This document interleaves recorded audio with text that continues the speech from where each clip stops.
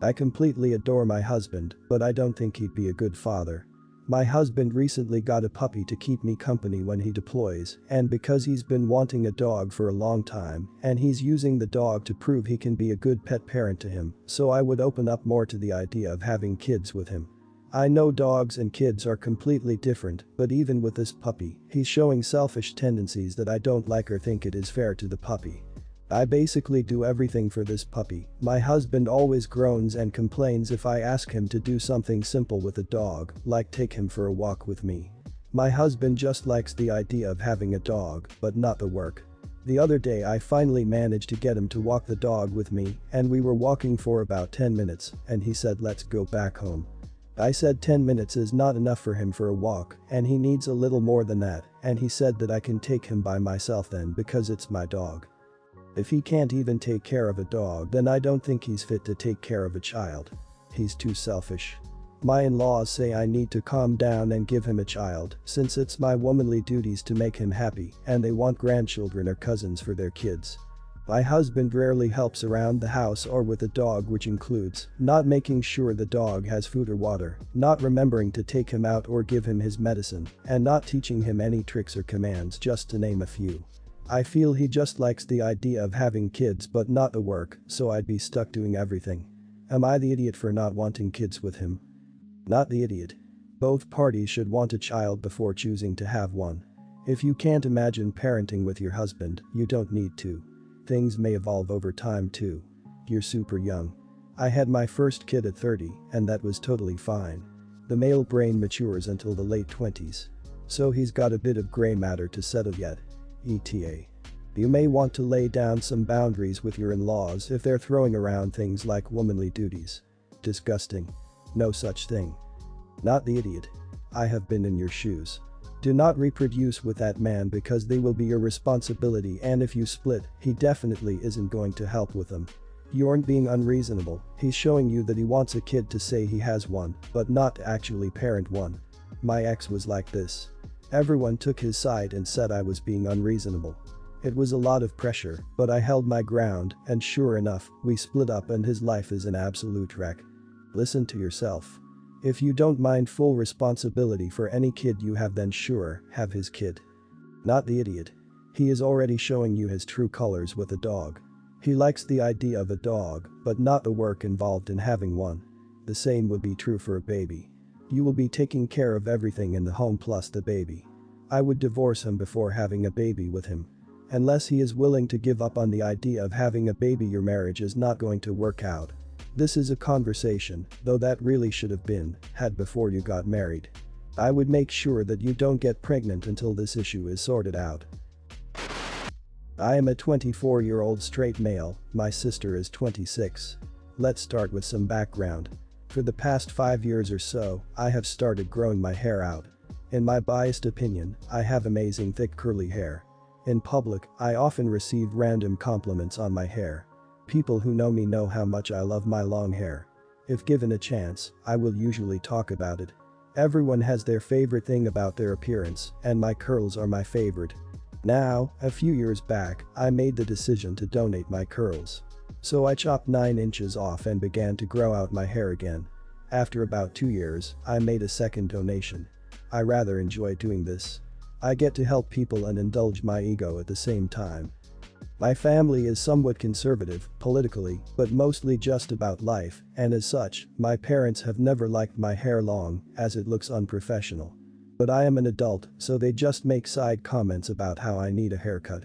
Nothing to hurt our relationship over. My sister is the only family member who outright supports my hair choices. Since I didn't grow up with long hair, she is usually where I go for advice on issues with the curly struggle. Now, for the dilemma. My sister is getting married in a few months. She has asked me to cut my hair before the wedding so that it looks more appropriate.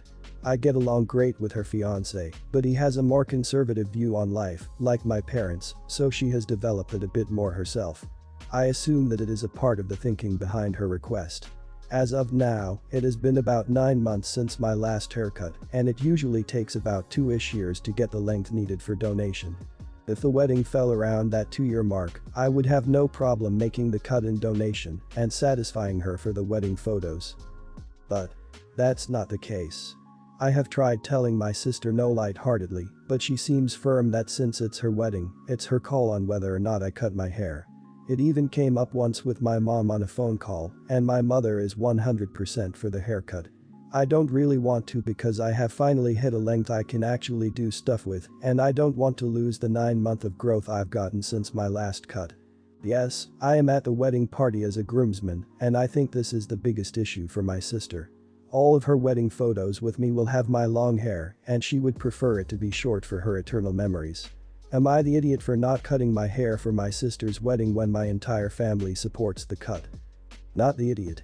I can see how maybe she thought it was a reasonable thing to ask, because you go through a cycle of cutting it and growing it out. If you never cut it and that was always long, it would be inappropriate to even ask. However, you have your reasons for timing your haircuts the way you do, and you're totally justified in denying her request. If it ended there, I'd say you are right. She's the idiot because she pulled the "it's my wedding, it's my call" card. You don't get to dictate a person's haircut or their tattoos or their hair color. Not the idiot. This is well beyond what a bride gets to control. This isn't about the outfits of the wedding party. It sounds like you're not even in the wedding party on top of it. She doesn't get to dictate how guests look. I haven't even heard of brides asking bridesmaids to cut it a certain way. Maybe style it all the same, not surprised if some terrible bride did do this though.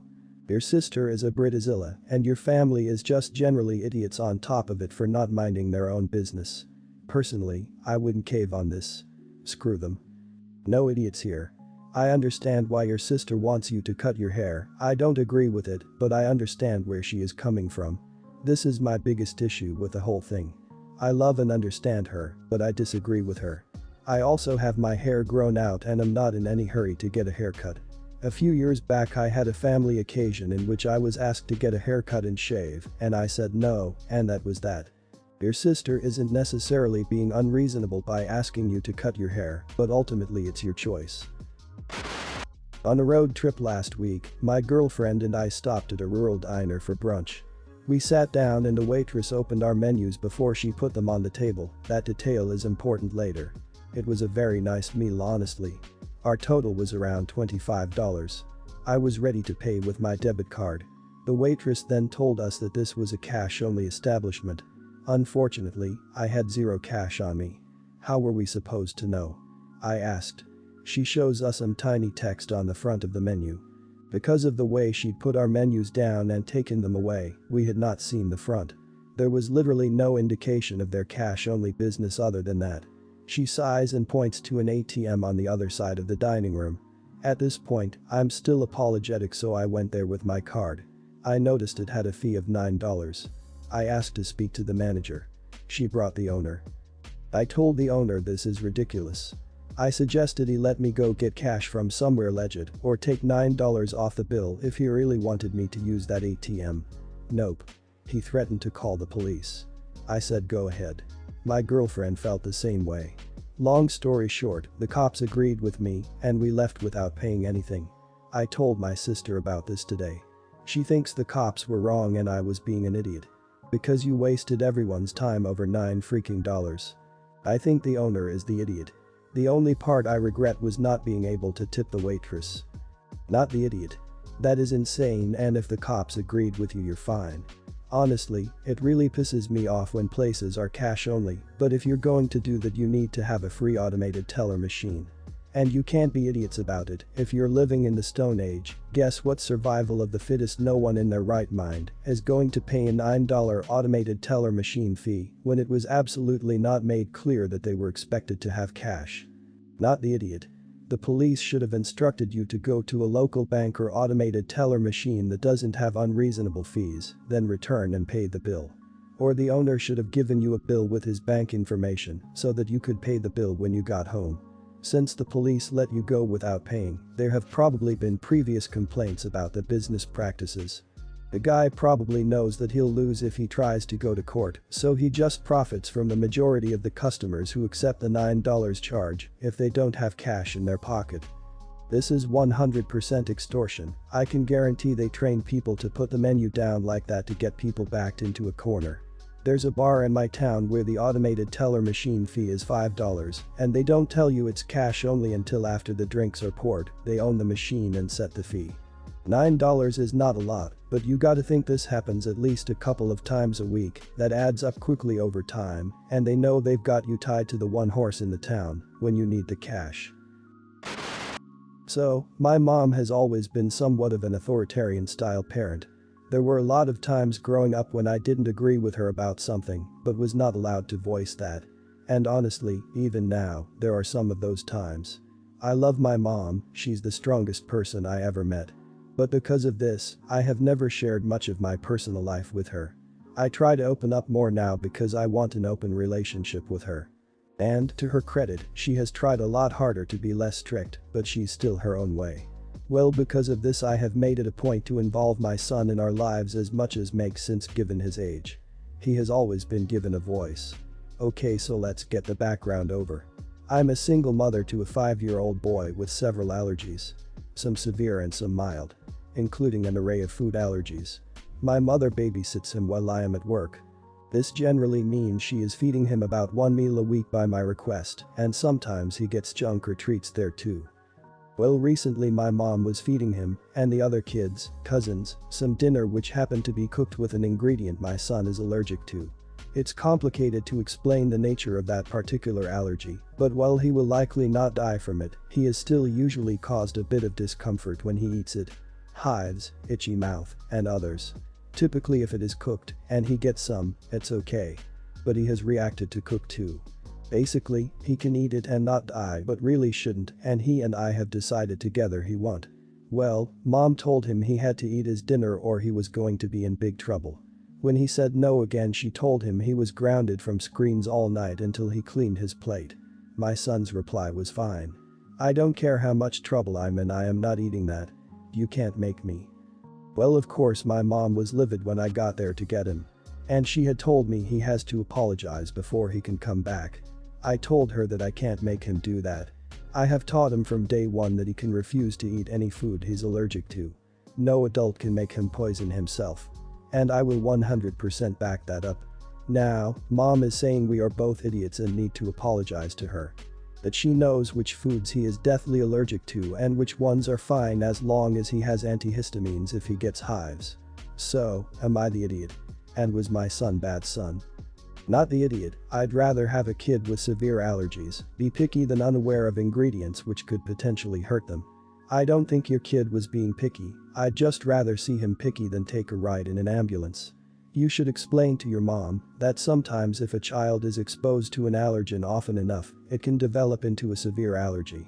You definitely want to avoid your child developing any other life-threatening allergies. I don't think it's unreasonable that your kid said no, especially if it's something you and him agreed on. Not the idiot. I have I can eat it, but it will make me ill food allergy, and I wish I'd had someone to advocate for me when I was young and being made to eat mushrooms that just made me puke 2 hours later. Your kid knows what's best for his body, and as an adult, your mom should know that repeated exposure to a food allergen can make the allergy more severe. Is it possible to arrange for her to come along with you to a doctor's appointment for her to hear it from an expert? She should respect your son's bodily autonomy, but if she won't take it from him and you. Not the idiot. Good for you for teaching your son that he has agency because a lot of children are taught that they can't say no to an adult in any circumstance. Because you've got his back on this one, he'll know that in the future that you'll stand up for him when some idiot says oh, it's fine you can eat what the other kids are eating, and that can help to prevent a more serious reaction down the road. Your mom is totally the idiot right now. She's not putting as much weight on that as she should.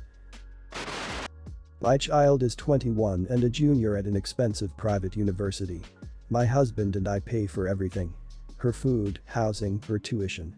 Our only condition was that she had to maintain her grades to at least a 3.0, and she had to do a summer job or internship every summer.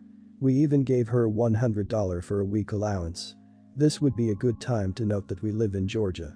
We have the Zell Miller Scholarship, which means she would have had her entire tuition paid for. She begged us to let her go to her dream school, and because financials weren't that big a problem to us, we relented, with the conditions listed above. She's been telling us, her father and I, that she has a 3.7 and is doing amazing for the last 3 years. We were so proud, it never crossed our mind that she could be lying. She would also frequently post herself on her Instagram at parties in the middle of the week and drinking with friends, but because she was doing fine academically, we just let her have her freedom. Anyways, her brother is a freshman at Georgia Tech. He ended his first semester with a 2.8, putting him at risk of losing his scholarship. He told us he was only on track for a 3.2 this semester, too low to maintain the scholarship. We asked him why he wasn't doing great and that he needs to be more focused on his academics when he got defensive and told us that at least he wasn't failing like his sister. The long story short, our daughter has been lying the entire time about her grades. She has a 2.3 grade point average and she is on track for failing a class this semester. My husband and I were furious and told her that because she wants to lie and deceive us like that, we were no longer going to fund her school at all. If she still wants to go there, she's going to need to take out loans, and we're cutting her off completely. The total cost is about $30,000 a semester. She was heartbroken and begged us for another chance, and she was too afraid to come clean. Being afraid is one thing, but she should have told us and maybe could have provided resources to help her. She lied to us to our faces and made us out to be fools. This was a week and a half ago, and she blocked us on everything. My husband thinks she's acting like a spoiled brat, but I'm starting to feel really bad. We had a great relationship before this and talked at least twice a week. Our husband thinks she'll come around, but I still have a horrible feeling in my stomach. Are we the bad people for cutting our daughter off? Everyone's the idiot here. Your daughter did wrong, but cutting her off financially and putting her into extreme debt or forcing her to drop out is not the solution. In my line of work, I've seen so many people never bounce back financially from their student loan debt, and it's haunted them all the way into their retirement years. Considering your daughter is already struggling to pass, this is a bad idea. She will either never be able to pay off those loans, or she will plummet even more or drop out entirely and struggle financially for years to come. Not the idiot. You gave her clear expectations of what she needed to do for you to continue supporting her education. She didn't do that, and then she lied about it. Completely her fault. It's called tough love for a reason. This will teach her an important life lesson about responsibility and integrity. If you keep enabling her to drive her grade point average into the ground, she is going to have a much harder time in the future if she ever wants to get a competitive job or get an advanced degree. Stick to your guns. Not the idiot. There are a ton of resources for students who are failing or need help. There are no excuses for her to be failing. Getting B's and C's is one thing, but to be failing consecutive classes is due to laziness. We're all different, but there are so many resources to get your act together. I don't think you're being harsh. You've been more than generous paying for her education. Especially at a private university. She does not understand the value of obtaining an education without student loan debt.